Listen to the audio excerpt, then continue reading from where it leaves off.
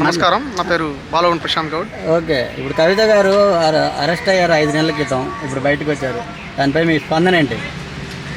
వాస్తవానికి ఇప్పుడు ఈ తెలంగాణ వచ్చిన తర్వాత కవిత ఒక్కరినే, ఈ కేసీఆర్ గారు ముఖ్యమంత్రి అయినాక కవిత గారిని ఒక్కరినే తెలంగాణ బతుకమ్మ, మన తెలంగాణ ఆడబిడ్డ అని ఈ ప్రెస్ మీట్లో కానీ ఇంకెక్కడ కానీ చూపించడం జరిగింది. మరి తెలంగాణ గురించి కొట్లాడిన వ్యక్తులలో మరి కవిత గారు కావచ్చు, వాళ్ళ కుటుంబీకులు కావచ్చు, ఎవరైనా కావచ్చు, అగ్గిపేటే హరీష్ రావు గారి గురించి మాట్లాడుకుంటే అందరి గురించి కావచ్చు, ఏది మాట్లాడినప్పటికీ ఒకటే, తెలంగాణ ఆడబిడ్డ ఒక కవితమ్మనేనా? నేను ఒకటే అడుగుతున్నా, మీరు చెప్పాలి. తెలంగాణ కవితమ్మ ఒకటే కాదు, ఎంతోమంది ఆడపిల్లలు ఈ తెలంగాణ గురించి కొట్లాడి తెలంగాణ గురించి మనకు ఎంతో పోరాటాలు చేసి మరి వాళ్ళని గుర్తించాను. కనీసం ఇప్పటి వరకు సచివాలయంలో అంత అంగరంగ వైభవంగా నేను గెలుస్తా, ఇక మళ్ళీ రాజకీయం వెళ్ళచ్చు, మళ్ళీ ఈ దొర అహంకారమైనటువంటి పాలనను ఇంకా కొనసాగించవచ్చు అని ఉద్దేశించి నువ్వు సచివాలయం కట్టినావు. కనీసం తెలుగు తల్లి ఒక విగ్రహాన్ని కూడా నువ్వు గుర్తించవు. తెలంగాణ అనేటువంటి జయ జయ హే తెలంగాణ అనేటువంటి ఒక తెలంగాణ గీతాన్ని కూడా నువ్వు చేయలేకపోయినావు. ఇంతకంటే నువ్వు ఏం చేసినావు ఒకసారి గుర్తు చేసుకోవాల్సిన విషయం. తెలంగాణ ప్రజలు కూడా బాగా గుర్తుంచుకోవాల్సిన విషయం ఇది. దళితుని సీఎం చేస్తా అన్నాడు కదా కేసీఆర్ గారు అప్పట్లో. అదే అండి, రాజయ్య గారిని ఉప ముఖ్యమంత్రిగా చేసి ఎన్ని రోజులు కొనసాగించారండి? నాకు ఒక్కసారి చెప్పండి మీరు అందరూ. ఇప్పుడు చెప్పారు కదా, మనకు దళితుడిని నేను చేస్తా అని చెప్పారు, అవసరమైతే నేను రాళ్ళతో కొట్టానని చెప్పి ఇంకెన్నెన్నో వాదనలు ఇచ్చారు. కనీసం ఉప ముఖ్యమంత్రి ఇక ఉన్నటువంటి వారిని కూడా కనీసం 5 సంవత్సరాలు కొనసాగించలేకపోయాడు. మరి ఇది కూడా తెలంగాణ ప్రజలు బాగా గుర్తుపెట్టుకోవాలి. అందు గురించే ఇప్పుడు ఇది ఒకటే కాదు, చాలా రకాలుగా మాట్లాడుకుంటే అవన్నీ దృష్టిలో పెట్టుకుని తెలంగాణ ప్రజలు పిచ్చోళ్ళు కాదు. అత్యంత తెలంగాణవాదం అనేటువంటిది తెలంగాణ ప్రజలలో ఉంది కాబట్టి దీన్ని దృష్టిలో పెట్టుకుని ఈసారి ఫలితాలు ఇవ్వడం జరిగింది. ఇది గుర్తుంచుకోవాల్సిన విషయం ఉంది. ఓకే, కవిత గారు కావాలని అరెస్ట్ చేశారు, కక్షపూరితంగానే అంటున్నారు, అది ఎంతవరకు లేదు? ఇప్పుడు కవిత గారినే కక్షపూరితంగా అరెస్ట్ చేయాలనుకుంటే ఒక కవిత గారే లేరు, చాలామంది తెలంగాణలో తెలంగాణ బిడ్డలు కూడా ఉన్నారు. మరి వారిని లేనందుకు అరెస్ట్ చేస్తలేరు? నేను ఒకటే అడుగుతున్నా. ఇప్పుడు ఇదే ఇలా మన ఇప్పుడు ఏది బీఆర్ఎస్ పార్టీలో ఎవరైతే మన బీఆర్ఎస్ పార్టీలో ఆడవారు ఉన్నారో మరి వాళ్ళని ఎందుకు అరెస్ట్ చేయకపోయారు? ఇది ఎంతవరకు కరెక్ట్ అనేటువంటి దృష్టి పెట్టుకుంటే 100% కరెక్టు. ఎందుకు అనంటే వారు ఎలాంటి అఫిడవిట్ అంటే ఎలాంటి ఆరోపణలు చేయకపోయి ఉంటే ఇలా ఇన్ని రోజులు ఏ విధంగా పెడతారో ఒకసారి ఆలోచించుకోవాల్సిన విషయం తెలంగాణ ప్రజలు ఉన్నది బాగా. కానీ ఎటువంటి ఆరోపణ లేదు, కక్షపూరితంగా ఆ హోదాని ఇవన్నీ చెడగొట్టడానికి చేశారంటున్నారు కదా.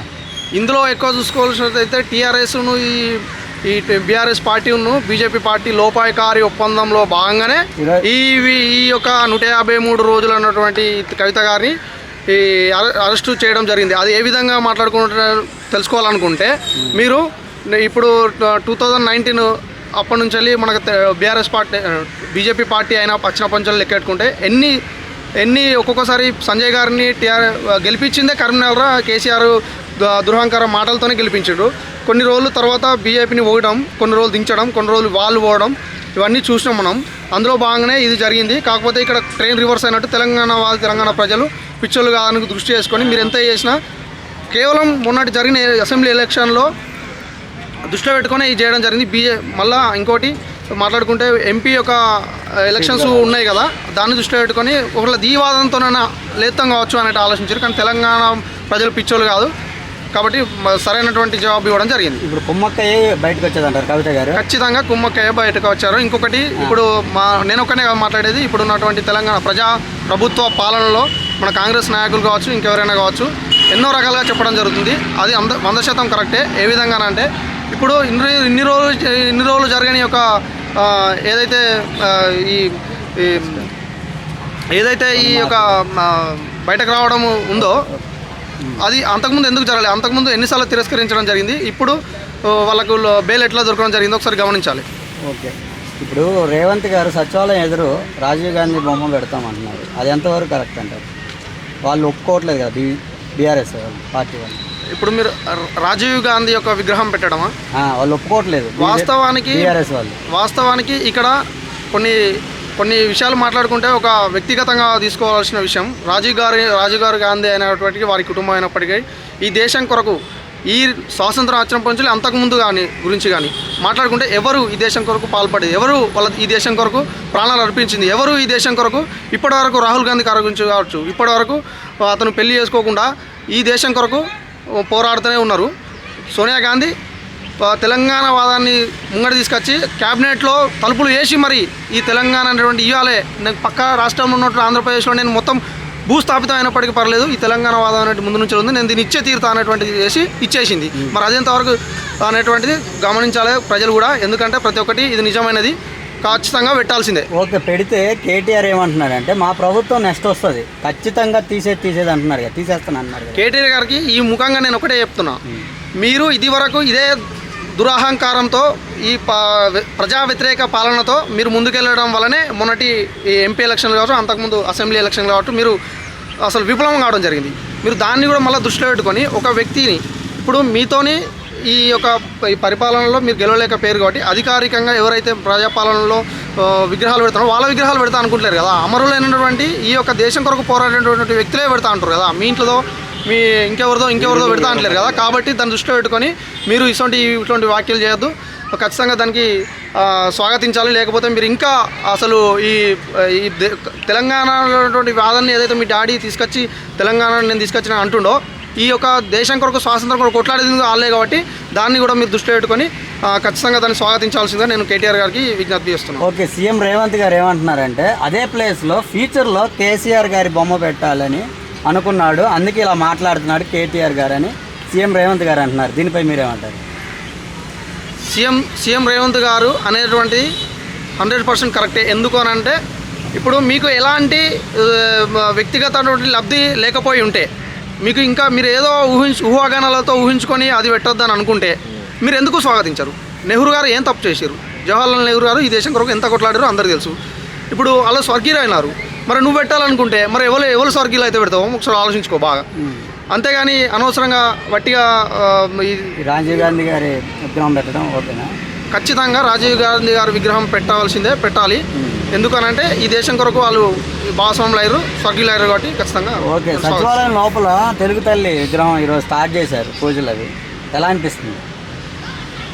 ఈ తెలంగాణ ప్రజలకు నేను ఇంతకుముందు కూడా చెప్పాను మీ అందరికీ, ఈ తెలంగాణలో మొదటగా తెలంగాణ గీతాన్ని ప్రకటించింది కూడా మొన్న వచ్చిన ప్రజాపాలనలో రేవంత్ రెడ్డి సీఎం, గౌరవనీయులైనటువంటి ముఖ్యమంత్రి గారు రేవంత్ రెడ్డి గారు, అదందరికీ తెలిసిన విషయం. దాంతో పాటుగా ఈ యొక్క తెలంగాణ తల్లిని గౌరవించాలి కదా. మరి మనందరం ఏంటి, ఇప్పుడు ఎందరినో మనం మొక్కుతున్నాం, ఇప్పుడు భారత మాతను మనం మొక్కుతున్నాం, మన భారతీయులం కాబట్టి అది ఖచ్చితంగా స్వాగతించాల్సిన విషయం. అట్లే మన తెలంగాణ వాదాన్ని ముంగట పెట్టుకొని తెలంగాణ వాదం మీద మన తెలంగాణ సాధించుకున్నాక మనకు తెలంగాణ తల్లి గుర్తింపుకు ఒక విగ్రహం లేనప్పుడు మనం దాన్ని ఎట్లా ఆలోచించాలి? ఖచ్చితంగా విగ్రహం అనేటువంటిది హర్షణీయ అంశం. ఖచ్చితంగా ఈ ప్రభుత్వం అనేటువంటిది చాలా సుదీర్ఘమైనటువంటి నిర్ణయాలు తీసుకోవడం జరుగుతుంది. మంచి భవిష్యత్తు ఈ పార్టీకి ఉంటుందని నేను తెలుసుకో. ఓకే, బీఆర్ఎస్ఎల్ ఏమంటున్నారంటే ఇవి రుణమాఫీ అని ఒక పేరు కోసమే చెప్పారు, అందరికి పొందలేదు అని అంటున్నారు. దాని వరకు ఎంతవరకు వెళ్ళట్లేదు? ఇప్పుడు ఇందులో మనం మాట్లాడుకోవాల్సిన విషయం ఏంటంటే రుణమాఫీ అని అంటారు. ఇప్పుడు మీరు ఎంతవరకు ఇప్పటివరకు ఎన్ని లక్షల రుణమాఫీ చేసిరో ఒకటి మీరు తెలుసుకోవాలి. కేటీఆర్ గారు కావచ్చు, ఇంకా హర్షరావు గారు కావచ్చు, అసెంబ్లీలో ఫైల్ పట్టుకొని మాట్లాడతారు.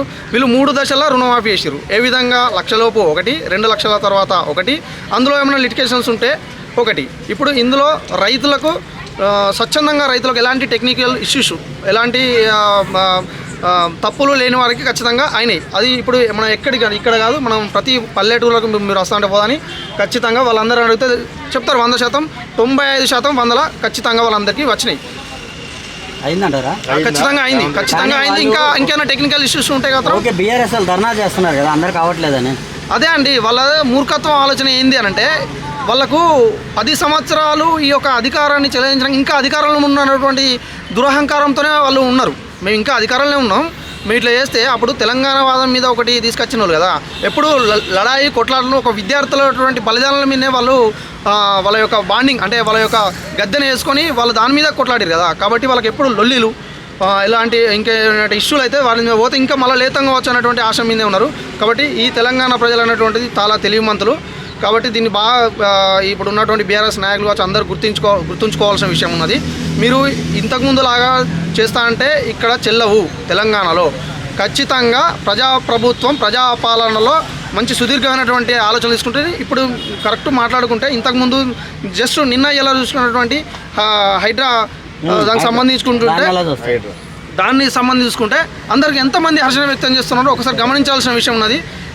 ఇప్పుడు ఎంతమంది అదే కేటీఆర్ గారు అదే ఇప్పుడు రేవంత్ రెడ్డి గారు మాట్లాడుతున్నారు ఏమని, ఈ యొక్క ప్రజాబలమే దీనికి ఉన్నది అని మాట్లాడుతున్నారు. కక్షపూరితంగా పడగొడుతున్నారు అని అనేది ఒక వాదన జరుగుతుంది కదా. ఇంతకుముందు రేవంత్ రెడ్డి గారు ట్వీట్ చేయడం జరిగింది.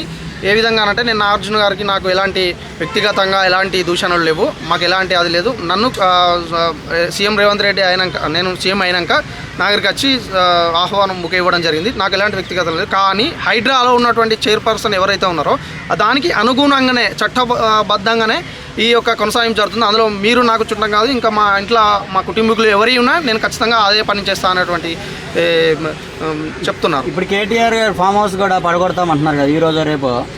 అది మామూలుగా అది అయితే దాని మీద గతంలో చూసుకున్నట్లయితే ఎంపీ గారు రేవంత్ రెడ్డి గారు ఉన్నప్పుడు ఏదైతే ఉందో అప్పుడు డ్రోన్ ఎగరేయడం జరిగింది.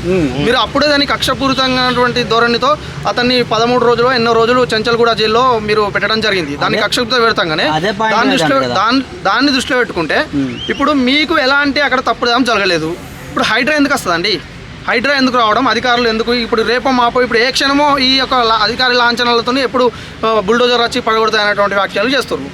అది ఏ విధంగా అధికారులు తప్ప మరి? అంటే ఆ రోజు కక్షపూరితంగా అరెస్ట్ చేశారు, దానికి ప్రతీకారమే ఇప్పుడు ఫామ్ హౌస్ కూడా పడగొడతాను అంటున్నారు కదా బీఆర్ఎస్ పార్టీ వాళ్ళు అంటున్నారు కావచ్చు.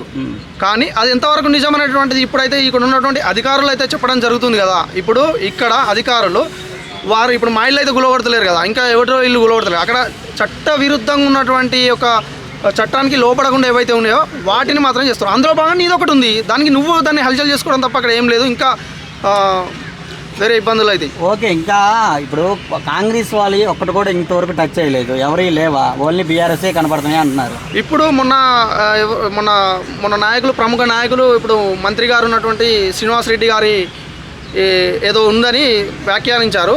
అప్పుడు మొన్న దాన్ని రిప్లై ఇస్తూ నేను ఇన్స్టాగ్రామ్లో చూడడం జరిగింది. శ్రీనివాస్ రెడ్డి గారు ఇప్పుడే ఈ క్షణమే నాది నా అట్లాంటి ఇట్లా ఉన్నట్టుంటే ఈ క్షణమే ఆ బుల్డోజర్ని మా యొక్క ఏదైతే ఉన్నాయో వీటికి పంపిస్తామని చెప్పడం జరిగింది. దాన్ని కూడా దృష్టిలో పెట్టుకోవాలి అందరూ. ఓకే. ఇప్పుడు గత పరిపాలన కంటే ఈ పరిపాలన ఎలా అనిపిస్తుంది? అది బెస్టా ఇది బెస్టా? ప్రజా పరిపాలన అనేటువంటిది అందరూ చూస్తున్నారు. ఇప్పటి వరకు విధి విధానాలు అనేటువంటివి ఇప్పుడే కొత్తనే అంటే 7-8 నెలలు అవుతుంది కదా. ఇందులోనే మాకు మొదటగా అయింది ఏంటంటే మహిళలకు సంబంధించినటువంటి స్కీము, ఇంకొకటి ఉచిత బస్సు, దాన్ని అమలు చేయడం జరిగింది. ఆ తర్వాత ఈ గ్యాస్ సిలిండర్ అమలు చేయడం జరిగింది. ఆ తర్వాత అమలు కాలేదు సార్, కాకపోతే ఇంకా దానికి ప్రపోజల్ ఉన్నది. ఖచ్చితంగా ఏదైతే వీళ్ళు స్కీములు ఇచ్చిరో ఈ స్కీములకు ఖచ్చితంగా నెరవేరడం జరుగుతుంది. అయితే రైతు ఏదైతే మీరు మాట్లాడిరో దానికి మొన్ననే ఆగస్టు 15కు 3 విడతలుగా అయిపోయింది. ఇంకేమైనా టెక్నికల్ ఇష్యూస్ ఉంటే అక్కడ సదరు కార్యాలయం కలవడం కూడా చెప్పడం జరిగింది. అయితే ఇప్పుడు మొన్న కేసీఆర్ ప్రెస్ మీట్లో ఏమన్నాడంటే, ఇప్పుడు కాంగ్రెస్లో వాళ్ళ బీఆర్ఎస్ వాళ్ళు కొంతమంది ఉన్నారంట. అయితే వాళ్ళు ఏమన్నారంట, ఇప్పుడు రేవంత్ రెడ్డి బీజేపీలోకి పోయే ఛాన్స్ ఉంది, పార్టీ జంప్ చేస్తారని చెప్పి అంటున్నారంట అని కేసీఆర్ చెప్పింది మొన్న ప్రెస్ మీట్లో. రేవంత్ గారు బీజేపీలోకి వెళ్తారని ఒక వాదన అయితే కేసీఆర్ గారు తీసుకొచ్చారు. అది ఎంతవరకు నిజం అంటారు? ఇప్పుడు మనం ఒకటే, ఏది చేయకుంటే మాత్రం బయటకు ఏది రాదు. మనకు ఏదో ఒక ఒప్పందాలు ఉంటేనే ఇప్పుడు ఇవన్నీ ఇప్పుడు తేటతెల్లగా అవుతున్నాయి కదా అండి. ఇప్పుడు ఇది వరకు ఉన్నటువంటి మరి కవితమ్మకు తిరస్కరించినటువంటి న్యాయశాఖ మరి ఇప్పుడు ఎట్లా ఇవ్వడం జరిగింది. మరి అది కూడా చాలా గుర్తుంచుకోవాల్సిన విషయం, ప్రతి ఒక్కరు గమనించాల్సిన విషయం, ప్రజలు కూడా. ఖచ్చితంగా ఇది బీజేపీ బీఆర్ఎస్ లోపల జరిగినటువంటి ఒప్పందం వల్లనే ఇలాంటి యొక్క పరిణామాలు మనకు ఎదురుతున్నాయి. ఇంకా ముందు మీరే చూస్తూ ఉంటారు ఎవరు ఎక్కడికి కలుస్తారు, ఎక్కడికి వెళ్తారు అనేటువంటిది. వాళ్ళని కాపాడుకోవడానికి వాళ్ళు చేయడం జరుగుతుంది.